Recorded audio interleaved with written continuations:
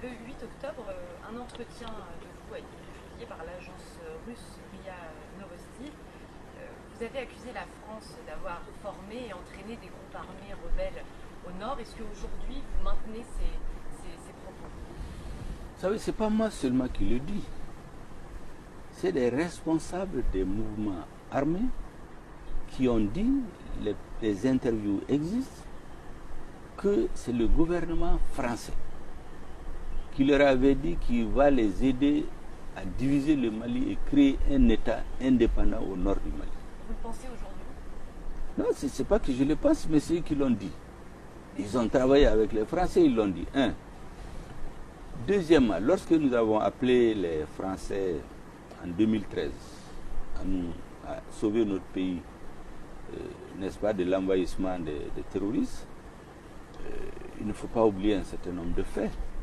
C'est que lorsque les mouvements armés se sont associés à Al-Qaïda pour assassiner des soldats maliens, le ministre des Affaires étrangères français s'en était félicité en disant qu'ils ont engrangé des victoires militaires dont il faut tenir compte. Or, tout le monde savait que c'est Al-Qaïda. Mais c'est pas, tout ça n'est pas le plus grave. C'est que quand le gouvernement malien a demandé l'intervention française en 2013, il y avait deux objectifs. C'était d'abord, enfin, la demande était formulée ainsi, un appui aérien et un renseignement. Il n'était pas prévu des soldats français au sol. C'est les Maliens qui ont libéré Konna, Gao, Tombouctou, et ils avaient l'appui aérien et renseignement des Français. On ne sait pas pourquoi. Arrivé à Kidal, c'est la France qui a empêché l'État malien de recouvrer l'intégrité de son territoire, qui a créé une enclave, alors qu'au même moment, le président français, François Hollande, a dit publiquement que l'objectif de l'opération Serval était 1. Détruire le terrorisme, 2. Aider l'État malien à recouvrer l'intégralité de son territoire, 3. Appliquer les résolutions des Nations Unies. Et si on avait permis à l'armée malienne, Monsieur le Premier ministre, de reprendre Kidal en 2013, est-ce qu'il n'y aurait pas eu un risque de se retrouver avec des massacres comme on l'a vu ailleurs dans le reste? Vous savez, ça c'est un argument spécieux qui a été développé par les militaires français en son temps pour tromper ceux qui voulaient se laisser tromper. Pourquoi? Je disais donc les trois objectifs qui avaient été fixés par François Hollande, annoncés publiquement. 8 ans après, on constate quoi? Le terrorisme qui était confiné à Kidal s'est étendu, atteint 80% du territoire. Vous avez la souveraineté du Mali sur l'ensemble du territoire. Il est établi aujourd'hui que c'est l'État français, c'est l'armée française qui a empêché l'État malien de prendre Kidal. En faisant quoi? En créant une enclave. Au motif qu'il y aurait eu un massacre. Mais la force la plus avancée, la force militaire la plus avancée, les commandants c'était des Touaregs qui n'étaient pas pour la partition du Mali. Donc c'est un argument spécieux qui avait été élaboré juste pour tromper les gens, parce qu'il y avait d'autres choses derrière. C'est dans cette enclave-là que Yad et Amadou Koufa ont eu le temps d'aller s'organiser. Et donc est-ce qu'aujourd'hui vous accusez finalement la France de complicité carrément avec Moi les djihadistes? Vous savez, je n'accuse pas, je donne les faits. Ouais. À chacun de tirer les conclusions. Les faits, c'est que le Mali a demandé à la France de l'aider à détruire le terrorisme, de l'aider à recouvrir l'intégrité de son territoire, de l'aider à faire appliquer les résolutions des Nations Unies. La France a laissé Yad Agagali fuir du centre du Mali, aller créer une enclave à Kidal. A laissé Amadou Koufa, que Yad avait désigné imam de Konna lorsqu'ils ont été frappés à Konna. Amadou Koufa l'a suivi, ils ont été à Kidal. Ils ont fait 2 ans en train d'entraîner leurs hommes. Cette enclave-là, il n'y avait que la France qui en avait le contrôle. Alors, ensuite, ce sont les lieutenants de Yad que la France a recyclés pour leur donner Kidal. qu'est-ce qu'on peut déduire de ça? Vous avez un malade qui s'appelle Mali, vous avez un médecin qui s'appelle France, qui a fait un diagnostic, qui a prescrit une ordonnance. Les médicaments ont été achetés aux frais du peuple français et de la communauté internationale. Le malade était censé guérir en 2 ans. 8 ans après, la maladie a gangréné, tout le corps est malade. Et il n'y a aucune solution en vue. Mais le malade est obligé de s'interroger. Donc nous n'accusons personne, nous disons les faits. Les forces des mouvements armés, il est établi, il y a des documents qui existent, que c'est des officiers français qui les entraînent. Encore aujourd'hui? Mais je ne vous dirai pas plus, mais la preuve est faite qu'ils les ont entraînés. Est-ce qu'ils ont arrêté quand? Je ne vous dirai pas ce que je sais plus. En tout cas, c'est des faits qui sont établis, qui sont documentés. Dans ce cas-là, Monsieur le Premier ministre, pourquoi continuer à tolérer la présence militaire de forces françaises au Mali, des forces françaises qui visiblement ont joué un rôle, selon vous, un peu trouble dans la... Comme je vous ai dit, nous avons toujours espéré que, en tout cas le peuple malien d'une façon générale, qu'on avait des dirigeants qui étaient tellement englués dans la corruption et la mauvaise gouvernance qu'ils n'avaient aucun souci du pays. Et il est très clair que la France ne peut pas remplacer le gouvernement malien pour ramener la paix. Et donc, le fait de continuer à soutenir un tel gouvernement, à continuer à faire un tel double jeu, a conduit à ce que dans la conscience collective des Maliens, il y a un complot international contre notre pays. Et ça, c'est tellement ancré chez les Maliens que c'est la principale raison du rejet de l'ancien régime, qui a été soutenu à bout de bras par l'État français jusqu'à sa chute, et qui essaie de recycler les tenants de ce régime pour les reporter au pouvoir. C'est tout ça qui fait que... Et donc nous ne sommes pas... nous ne disons pas à la France de partir. Est-ce que vous souhaitez, nous pensons que un départ des troupes françaises aujourd'hui du Mali? On n'a jamais dit ça. La France, nous avons un accord avec la France que nous n'avons pas rompu. Le jour où nous ne voulons plus travailler, on allait dire qu'on va rompre. Cet accord existe, nous ne l'avons pas remis en cause. C'est au contraire la France qui veut la remettre en cause à chaque fois qu'elle est de mauvaise humeur, en tout cas les autorités. Regardez ce qui s'est passé au mois de juin. Macron annonce que Barkhane va se retirer. Mais nous avons un accord bilatéral que nous avons signé entre nous, à l'insu des autres. En tout cas, les autres n'étaient pas là. Ce n'est pas une réunion de 5 ou 6 pays que vous annoncez dans vos déclarations que vous quittez le Mali. Le président lui dit, Monsieur le Président, ce n'est pas comme ça. Nous avons un accord bilatéral. Asseyons-nous dans le cadre de cet accord. Dites-nous quand est-ce que vous allez partir. Pour que nous prenions progressivement les emprises que vous allez laisser. On s'entend sur un agenda et puis vous quittez progressivement. Venez nous annoncer tout de go lors d'une réunion que vous partez. Quand ça? Il dit c'est un abandon. C'est au sommet du G5 Sahel au mois de juin. Le président de la transition, Assimi Goïta, l'a dit à Macron. Est-ce que ça a été discuté déjà en mars? Non, il n'y a pas de discussion. Il n'y a pas eu de discussion. Il a annoncé. Ce n'est pas des discussions. Vous savez, il y a des techniques. Vous savez, il y a des techniques pour balader ou rouler dans la farine les gens qui ne savent pas pourquoi ils sont là, comme notre ancien gouvernement. C'est de venir à un sommet du G5 Sahel parce qu'il y a eu un nouveau gouvernement qui ne leur convient pas, pour dire nous envisageons d'arrêter les opérations militaires avec l'armée française. C'est un sommet de l'OTAN, c'est ça? Non, un sommet du G5 Sahel. Et le président de la transition malienne lui a dit, Monsieur le Président de la République française, ce que vous voulez faire, c'est un abandon en termes militaires. Nous avons un accord bilatéral entre nous. Asseyons-nous, dites-nous quand est-ce que vous voulez partir. Et on se prépare pour prendre les emprises que vous allez laisser en main au fur et à mesure. Lorsqu'on sera prêt, vous partez. Mais si vous venez vous déclarer lors d'un sommet avec plusieurs États, que vous remettez en cause les clauses d'un accord qui vous lie à deux, il y a problème. Or, nous n'avons pas dénoncé cet accord. C'est pourquoi nous n'avons jamais dit aux Français de partir.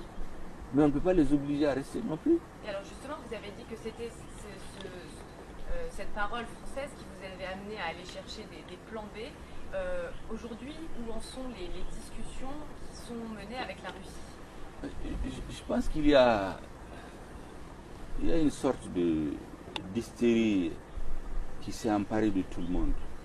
C'est pourquoi j'ai dit qu'on a exercé sur le gouvernement malien un véritable terrorisme diplomatique, un terrorisme médiatique, un terrorisme politique, pour nous casser le moral, pour nous fragiliser, avec comme seul objectif de déstabiliser l'actuel gouvernement.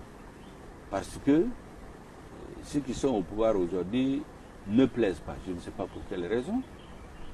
On dit qu'ils sont venus d'un coup d'État, mais il y avait un gouvernement issu du coup d'État que Macron a flatté devant tout le monde en disant qu'il travaillait ce qu'ils ont pu faire en 3 mois. Le gouvernement dit démocratiquement élu ne l'a pas fait en 3 ans.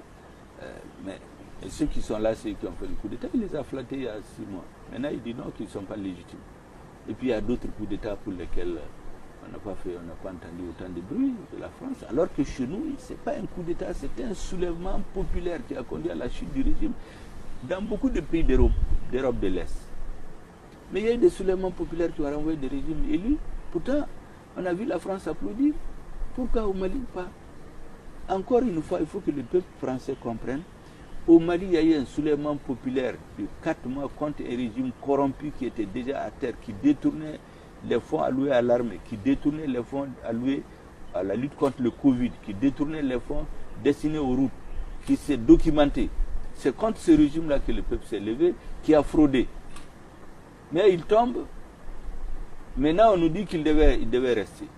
Mais alors, pour rester sur la Russie, une question que tout le monde se pose, qui fait partie de cette hystérie dont vous parlez, c'est est-ce qu'il y a eu des discussions à un moment donné avec le groupe de sécurité privé russe Wagner? Vous imaginez que le gouvernement actuel, depuis un certain temps, a compris que s'il ne compte que sur un seul partenaire, cela peut à tout moment, comme ça a été le cas, l'abandonner. C'est dit en plein vol, ça fait mal, mais en réalité, c'est de l'abandon.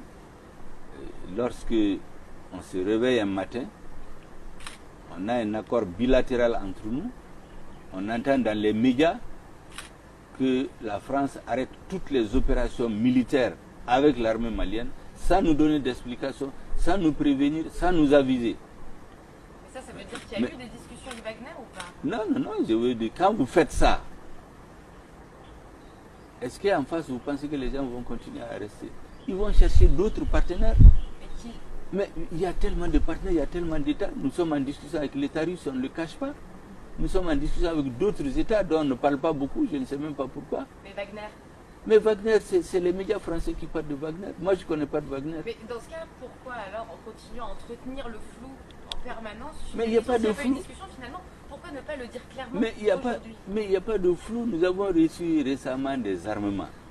Notre ministre de la Défense a dit que nous les avons acquis auprès de l'État français, avec des instructeurs français. Pourquoi russes? De l'État russe, des instructeurs russes. Pourquoi on veut nous dire ça ne suffit pas? Vous avez dit, on a entendu ça, mais nous on veut entendre parler de Wagner. Donc ce sont que des rumeurs. Mais c'est des rumeurs à ce stade-là. Et j'ai dit que le jour où nous allons conclure des accords avec quelques pays que ce soit, nous les rendrons publics parce que nous ne devons rien cacher à notre peuple. Mais pour l'instant, qu'on ne fasse pas de procès d'intention. Est-ce que vous ne craignez pas de vous aliéner les autres partenaires internationaux et d'aller à une sorte d'isolement? Ça, c'est des menaces qui sont proférées et qui sont sans objet aujourd'hui parce que nous n'avons pas signé d'accord avec qui que ce soit. Nous avons un accord avec l'État russe. Dans le cadre de cet accord, nous achetons des équipements, nous demandons des instructeurs pour former nos militaires. Le reste, on veut nous faire dire ce qu'on veut qu'on dise. Nous disons que nous n'allons pas le dire. Le jour où on a quelque chose de concret sous la main, on va le dire aux Maliens, à la communauté internationale. Nous ne serons pas des rumeurs. Vous disiez qu'il y avait des discussions en cours avec l'État russe. Est-ce qu'on Dans quel sens ça va? Est-ce que ça va vers un renfort de la coopération, notamment militaire? Mais c'est très clair. Si vous voyez qu'on a acheté des hélicoptères de combat avec les Russes, avec des instructeurs, ça veut dire qu'on est dans des discussions. Et je dis, ce n'est pas seulement avec la Russie. Pourquoi on fait même la fixation? On ne parle pas d'autres États. Moi, je ne parlerai pas, mais nous ne sommes pas en discussion qu'avec la Russie. Nous cherchons tous les moyens, tous les États qui peuvent nous aider à sécuriser notre peuple. Parce qu'on n'a pas d'autre solution. Un gouvernement qui ne peut pas sécuriser son peuple ne peut pas être un gouvernement légitime. Je vous dis que l'ancien gouvernement a été rejeté dans la conscience collective parce que pour les Maliens, c'est un gouvernement qui a trahi la mission pour laquelle il a été mis en place. Ils sont venus au pouvoir quand l'insécurité était résiduelle à Kidal. Au bout de 7 ans, l'insécurité a gagné tout le pays. Donc pour les citoyens, ils ont échoué. Et donc quand un nouveau gouvernement s'installe, surtout à la suite d'une insurrection, sa première mission, c'est de se dire, mais que faire pour avoir les moyens d'assurer la sécurité? Si pendant qu'il est en train de s'interroger, son partenaire avec lequel il a signé un accord, par une saute d'humeur ou parce qu'il est mécontent, lui dit, ben moi je pars. Est-ce qu'il doit rester sans rien faire? Je crois que non. Donc Algérie, Maroc, des discussions aussi? Non, vous n'allez pas me faire dire le nom d'un État, mais je sais que nous on est dans des discussions avec tous les amis du Mali. Ce n'est pas seulement pourquoi on ne parle que de la Russie. Pour passer à un volet sécuritaire, donc la présence militaire française, elle est aujourd'hui concentrée dans le Liptako, Gourma, à côté des Maliens. Pendant ce temps-là, on l'a vu, malheureusement au centre, la situation sécuritaire continue à se dégrader. Elle gagne progressivement le sud. Quel est votre plan pour endiguer la menace terroriste, l'insécurité au centre et puis au sud de votre pays? C'est là où vous répondez à une partie des interrogations du gouvernement malien. Vous venez de décrire que la France a décidé de se concentrer sur le Liptako Gourma. Nous avons un accord de défense qui n'a pas été remis en cause, en tout cas officiellement. C'est la France qui nous a dit qu'elle a créé Takuba. On ne sait même pas avec qui elle a créé Takuba. Nous avons deux forces négatives au Mali, au Sahel. Vous avez le groupe de soutien à l'islam, qu'on appelle le JNIM. C'est la branche d'Al-Qaïda, qui est la plus dangereuse pour l'État malien, qui est à la base de l'essentiel des attaques. Et vous avez l'IGS, l'État islamique au Grand Sahara, qui est concentré dans la zone des trois frontières. Donc on peut dire en termes d'attaque que notre adversaire principal c'est Al-Qaïda. La France nous dit, on quitte toute cette zone, on va se concentrer sur la zone des trois frontières. Ça, c'est pas un abandon en plein vol. C'est-à-dire que notre adversaire principal, pendant qu'on le fait face, pendant qu'il multiplie ses attaques, notre principal allié, en tout cas ce que nous croyons être notre principal, nous dit qu'il a décidé lui de partir. Mais comment vous allez faire justement alors au nord? Ouais, mais justement, ce qu'on va faire, vous pouvez bien imaginer que ce n'était pas devant les journalistes que je vais l'exposer. Ça, je crois que vous avez posé la question en étant sûr que vous n'aurez pas la réponse, mais nous sommes en train de chercher des solutions. Dont Wagner? Non, pas forcément. Je vous ai dit que je ne connais pas de Wagner. Wagner, je l'ai vu dans les journaux, je ne connais pas de Wagner. Ça, c'est les journalistes qui l'ont. Enfin, les journalistes et peut-être les hommes politiques français qui l'ont sorti, même les chefs d'État de la CEDEAO qui en ont parlé dans une résolution. Un groupe de mercenaires, même quelle preuve ils n'ont pas parlé avec nous. On était même surpris qu'une réunion des chefs d'État de la CEDEAO parle de quelque chose dont on parle dans les journaux seulement, alors qu'il y avait la possibilité d'envoyer une mission s'informer auprès de nous, de saisir notre président, mais tout cela n'a pas été fait. C'est pourquoi on a l'impression, c'est pourquoi je vous dis qu'on a exercé contre le gouvernement un véritable terrorisme diplomatique, médiatique et politique. Alors qu'il n'y a pas eu de discussion avec Wagner. Vous ne connaissez pas Wagner, il n'y a pas eu de discussion. Moi, je ne connais pas de Wagner. Moi, je connais l'État russe, avec lequel nous avons des rapports que tout le monde sait.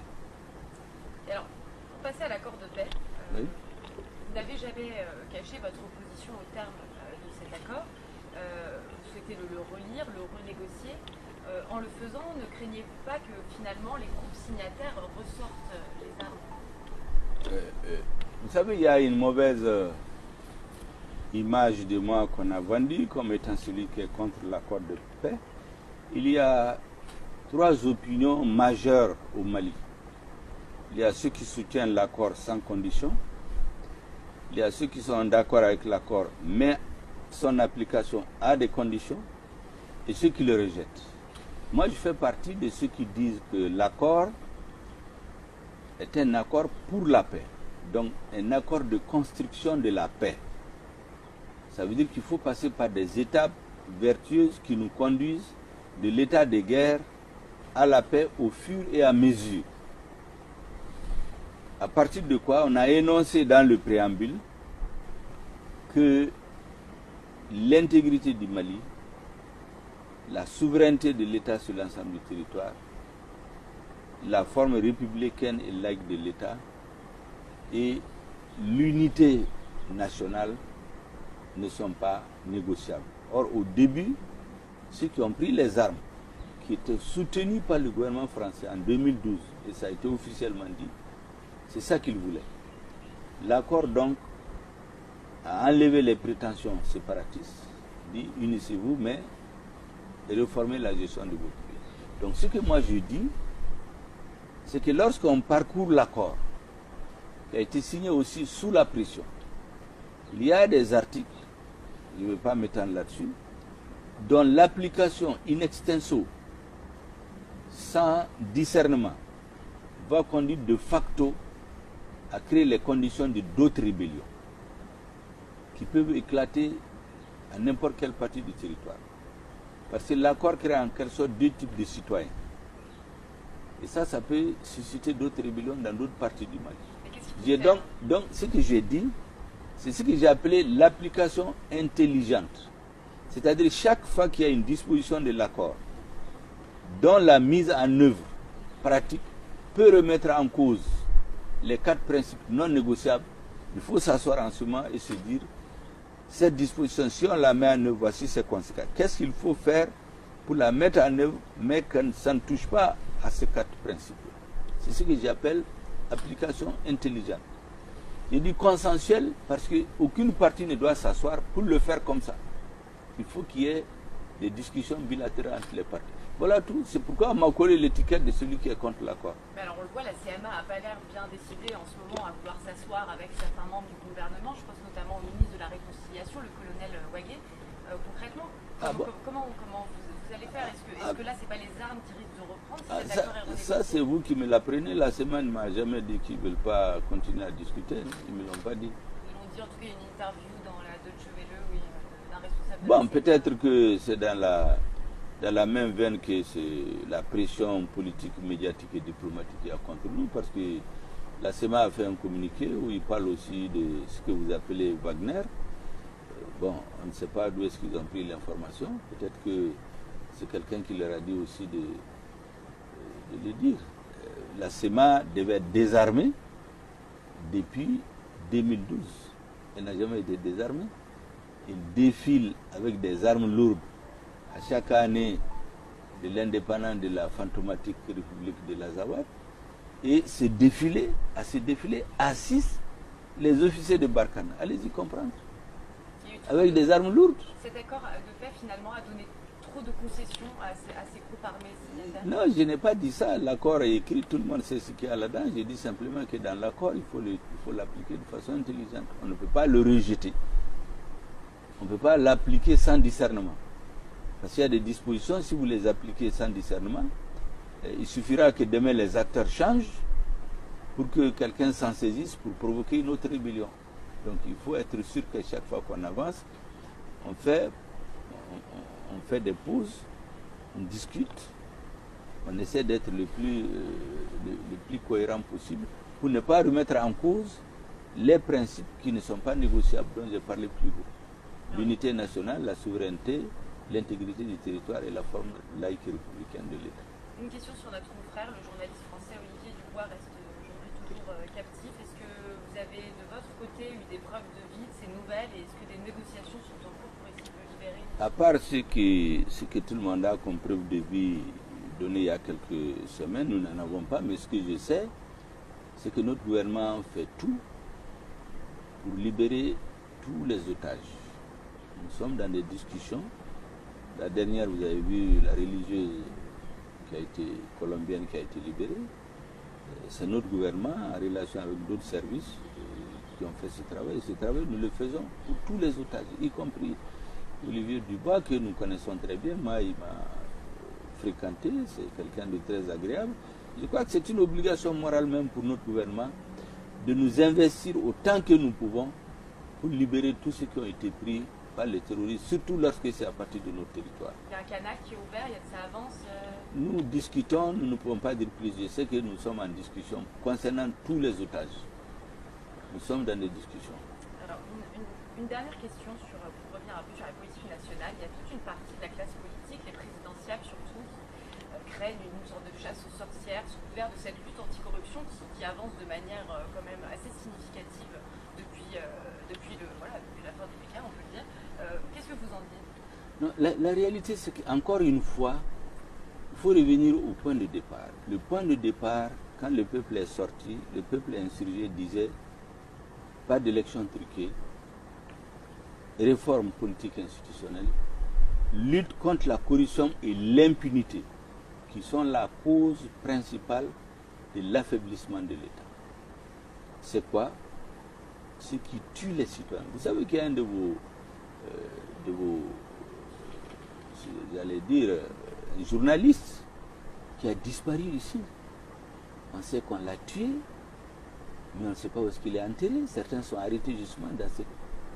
Il y a un journaliste qui a disparu simplement parce qu'il écrit des choses qui ne plaisaient pas au fils du président. Mais on n'en parle pas beaucoup. Hein. Le rôle de Karim Keita est avéré dans cette affaire? Non, c'est pas. Moi, je ne dis pas. De toute façon, il y a un mandat d'arrêt contre lui. Il faut qu'il vienne répondre pour prouver que ce n'est pas vrai. Ce qui est sûr, il a été enlevé, torturé, il a disparu au Mali. Mais on n'en parle pas beaucoup. Vous avez ceux qui ont ordonné à une frange des forces spéciales antiterroristes d'aller tirer sur des manifestants à main nue, alors que vous avez la police et la gendarmerie qui ont vocation de maintenir l'ordre.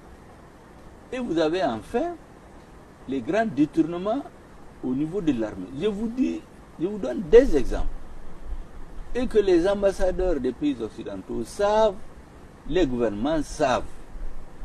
Un peuple pas très riche, on le classe parmi les pays pauvres, qui serre la ceinture, qui alloue 20 à 25% de son budget pour la sécurité du pays. Je donne un exemple, on sort du budget d'État de l'argent pour acheter 6 hélicoptères de combat. Au finish, les Maliens voient qu'il y a 2 hélicoptères de seconde main, d'occasion. Où est parti l'argent des 4 hélicoptères et où est parti le surplus qui n'a pas été mis dans les 2 hélicoptères d'occasion qui ont volé quelques mois et ils se sont arrêtés. Mais ces pays-là savent où est parti cet argent. Vous avez... ces pays-là, quand vous parlez de ces pays-là, est-ce que vous parlez de la France et du type complice? Bon, je n'ai pas cité un nom. Je sais qu'il y a des pays qui ont dit ici que la corruption au Mali est telle qu'ils ne recommanderaient jamais à quelqu'un de leur pays d'investir au Mali. Ça a été dit publiquement par un ambassadeur d'un pays européen. Et il est vrai que c'est le jour de son départ. Hein. C'est lorsqu'il a été relevé qu'il l'a dit. C'est en partant dans les médias. Et vous avez des camions de transport, par exemple, qui coûtent sur le marché international environ 40 millions. On les facture à 400 millions de francs. Vous avez des citernes pour transporter le carburant qui coûtent 26, 27 millions. On les facture à 250 à 300 millions. Ces marchés-là existent. Ils ont été signés, l'argent sorti sous l'ancien pouvoir. En quoi, lorsque le nouveau gouvernement, venu dans le contexte d'une insurrection populaire, où on demande la lutte contre la corruption, quand il prend ces dossiers, il les remet à la justice, et que ceux qui ont conclu ces marchés, ceux qui les ont négociés, ceux qui les ont signés, sont convoqués pour répondre, on dit que c'est la chasse aux sorcières. En vérité, la communauté internationale a toujours une analyse, un discours à géométrie variable. La météo change, la tête des dirigeants change, on les diabolise. On passe le temps à nous donner des leçons de bonne gouvernance et de bonne gestion. un pays qui est en guerre, lorsque